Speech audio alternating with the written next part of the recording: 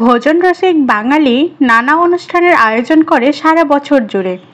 সেই সব দিনগুলোতে খাবার কিন্তু বড় একটা জায়গা দখল করে থাকে। তার মধ্যে জলখাবার বা হালকা নাস্তার কথা বললে সবার আগে মনে আসে লুচির নাম। আর এই লুচি কিসের সঙ্গে খাওয়া যায় না বলুন তো? মাংস বলুন, আলুর তরকারি, পায়েস, মিষ্টি সব কিছুর সাথেই এই লুচি খেতে অসাধারণ লাগে। আর এই লুচি বানাতে আমাদের যত রকমের প্যারা সহ্য করতে হয়। আজকে সেই পারফেক্ট লুচির রেসিপিটাই আপনাদের সাথে শেয়ার করব। চলেন তাহলে রেসিপিতে যাওয়া যাক। রেসিপিটি বানানোর জন্য আমি একটা চালুনি নিয়েছি, তার মধ্যে প্রায় 3 কাপ ময়দা নিয়েছি। তারপর ভালো মতোভাবে ময়দাটাকে চালুনি দিয়ে চেলে নিতে হবে, যেন কোনো দলা পেকে না থাকে। অবশ্যই লুচি বানানোর ক্ষেত্রে ময়দাটা ব্যবহার করার চেষ্টা করবেন, আটা না ব্যবহার করাই শ্রেয়। তারপরে এখানে দিয়ে দিচ্ছি 1 টেবিল চামচ লবণ। লবণটাকে আটার সাথে এখন ভালো মতোভাবে মিশিয়ে নিচ্ছি। মেশানো হয়ে গেলে আগে থেকে মেপে রেখেছিলাম 3 টেবিল চামচ এখানে সয়াবিন তেল, এটা আটার সাথে এখন ভালো মতোভাবে মিশিয়ে নিচ্ছি। লুচিটাকে যদি ফুলকো এবং খুবই নরম সফট করতে চান তাহলে অবশ্যই আটার সাথে এই সয়াবিন তেলটা ব্যবহার করবেন, না হলে কিন্তু লুচিটা সফট হবে না এবং ফুলকো ফুলকোও হবে না। এটা কিন্তু একটা কার্যকরী টিপস। এই তো এখন ভালো মতোভাবে মেশানো হয়ে গেছে। আমি যখন মুঠ বুঝে একটা দলা পাকাচ্ছি, দলাটা কিন্তু একদম একা একা ভেঙে যাচ্ছে না, হালকা চাপ দেওয়ার পর ভেঙে যাচ্ছে, তার মানে তেল দেওয়াটা পারফেক্ট হয়েছে। এখন হালকা কুসুম পানি দিয়ে এখন একটা ডো তৈরি করে নিব।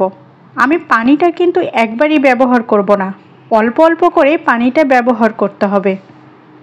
আটার ডোটা যখন তৈরি করবেন তখন অবশ্যই হালকা কুসুম পানি দিয়ে ডোটা তৈরি করার চেষ্টা করবেন, কারণ যদি এখানে হালকা গরম পানি না ব্যবহার করেন তাহলে কিন্তু আটাটা শক্ত হয়ে যাবে, ফলে লুচিটাও কিন্তু শক্ত হয়ে যাবে, একদম নরম ক্রিস্পি হবে না। এবং নরমভাবে যদি করতে চান তাহলে অবশ্যই কিন্তু এখানে হালকা কুসুম পানি ব্যবহার করবেন।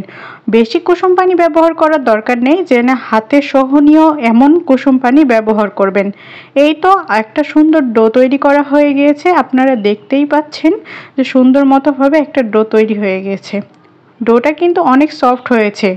সফট হওয়ার মেন কারণ কিন্তু হালকা কুসুম পানি ব্যবহার করা। এখন এই আটার ডোটার উপরে হালকা তেল ব্রাশ করে নিব, তারপরে এটাকে প্রায় রেস্টে রেখে দিব 30 মিনিটের মতো।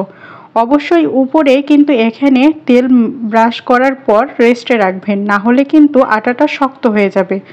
এখন একটা প্লেটের উপর ঢাকনা দিয়ে আমি আটাটাকে রেস্টে রেখে দিচ্ছি। 30 মিনিট পর এখন আটাটা রেডি হয়ে গেছে লুচি বানানোর জন্য। এই তো আমি ভালো মতোভাবে এটাকে মথে নিচ্ছি। এখন অনেক বেশি সফট হয়েছে। 30 মিনিট রেস্টে রাখার ফলে কিন্তু আটাটা অনেক বেশি সফট হয়ে গিয়েছে।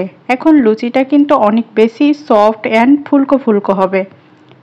তো যাই হোক, আমি এখন এটাকে অর্ধেক করে কেটে নিচ্ছি। এখন অর্ধেক আটার লুচি বানাবো এবং বাকি অর্ধেকটুকু আমি ঠিক একইভাবে রেস্টে রেখে দিব, না হলে কিন্তু বাকি অর্ধেকটা শক্ত হয়ে যেতে পারে। এই জন্য ঢাকনা দিয়ে ঢেকে রেখে দিচ্ছি।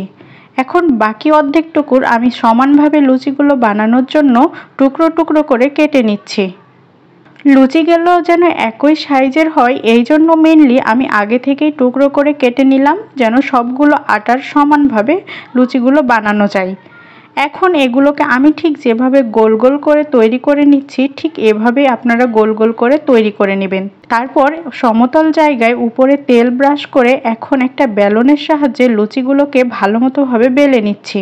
লুচি বেলানোটা কিন্তু খুব কঠিন কাজ না, আমি ঠিক যেভাবে বেলছি ঠিক এভাবে আপনারা বেলে নেবেন এবং অবশ্যই চেষ্টা করবেন একটু পাতলা করার, খুব বেশি পাতলা করার দরকার নেই। তারপরে সাইডে একটা জায়গায় তেল ব্রাশ করে এখন লুচিটাকে রেখে দিলাম। এই তো বাকিগুলো লুচি বানানো হয়ে গিয়েছে। এখন আমি ভাজতে চলে এসেছি। ভাজার জন্য আমি প্রথমে এখানে তেল দিয়ে দিয়েছি। তেলটা যখন গরম হয়ে আসবে অবশ্যই কিন্তু তেলটা গরম করতে ভুলবেন না, না হলে কিন্তু লুচিগুলো ফুলে উঠবে না। এই তো দেওয়া মাত্রই আমার লুচিটা ফুলে উঠেছে, কারণ তেলটা আমি যখন গরম হয়ে আসছে তখন লুচিটা ছেড়ে দিয়েছি।